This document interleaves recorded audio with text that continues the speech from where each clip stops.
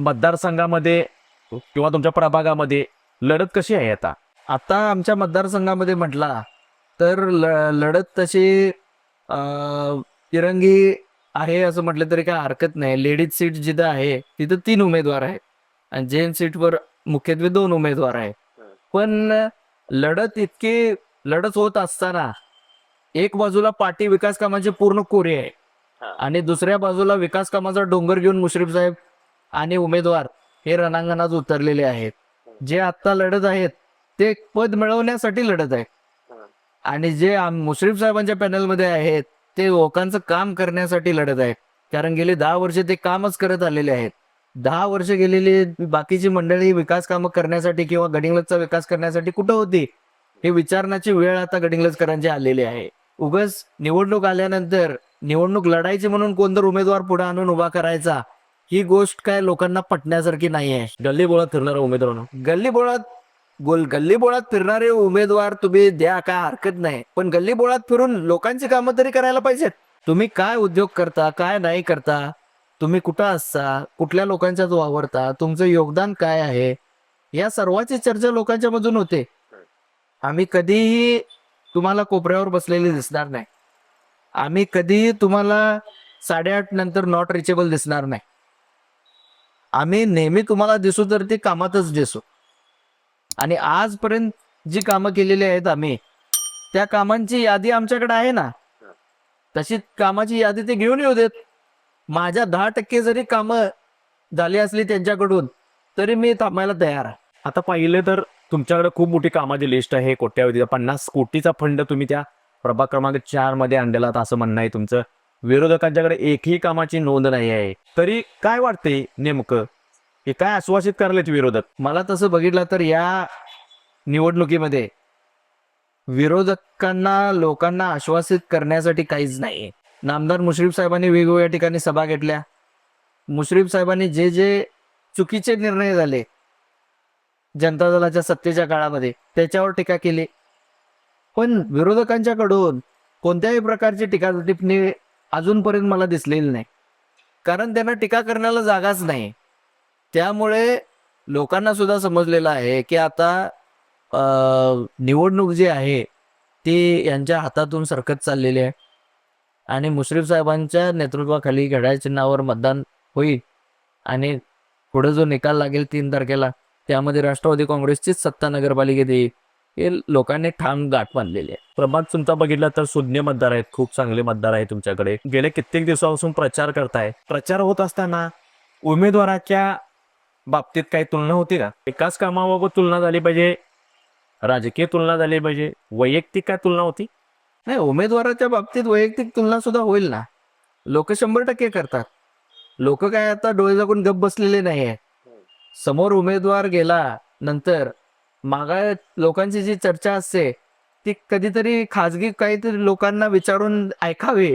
कुठले उमेदवार काय करतात, कुठं असतात, वॉर्डात जनसंपर्क किती आहे, किती काळ लोकांसाठी उपलब्ध असतात, कोणती कोणती कामं करतात, हे सर्व लोकांना माहिती आहे आणि त्याची चर्चा होते खाजगीमध्ये. तुमच्या दोघांपैकी व्यक्तिमत्व कुठलं आवडलं प्रभाग क्रमांक 4 मधील जनतेला?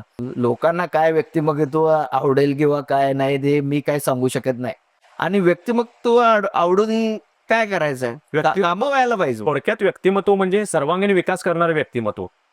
हे बघा, विकास कामं कोण केलेली आहेत हा विषय गौणच आहे, कारण ती राष्ट्रवादीनंच केलेली आहे, याच्यावर शिक्कामोर्तब आहे.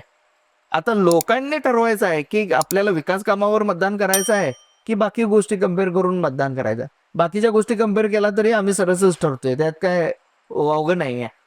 पण फक्त आपल्याला कोणीतरी सांगितलंय म्हणून उभारलो, कुठलं तर पद पाहिजे म्हणून उभारायचं किंवा निवडून यायचं आहे म्हणून उभारायचं ही गोष्ट वेगळी.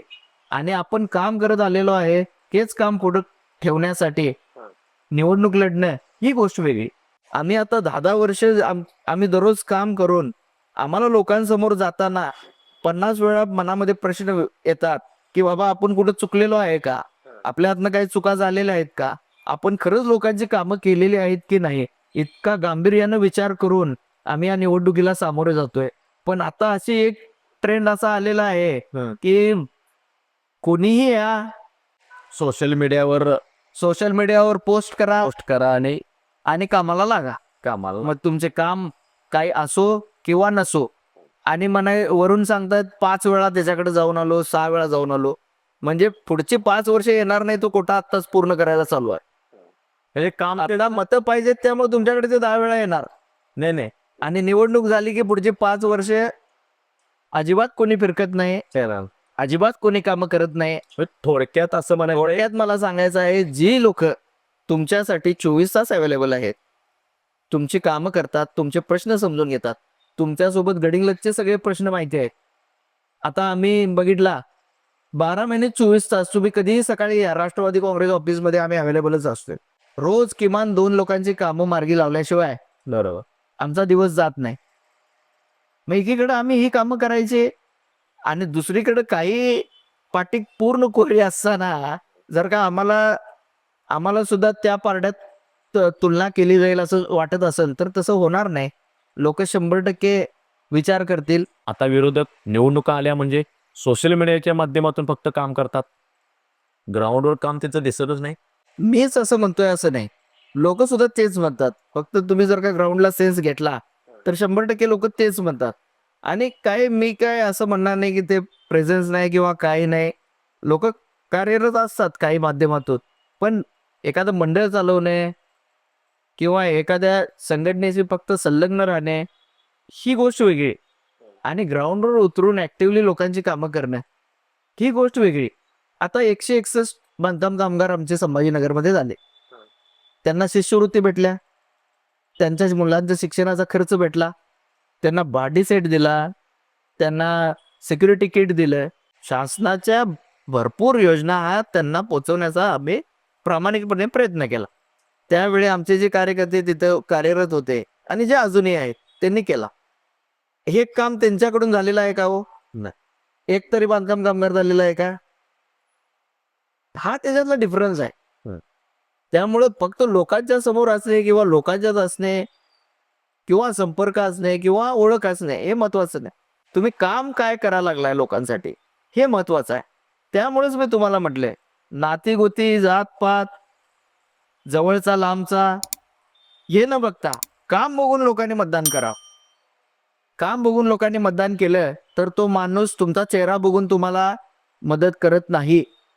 आलेल्या प्रत्येक माणसाला आपला स्वतःचा समजून तो मदत करतो, कारण त्याला सुद्धा जाणीव असते.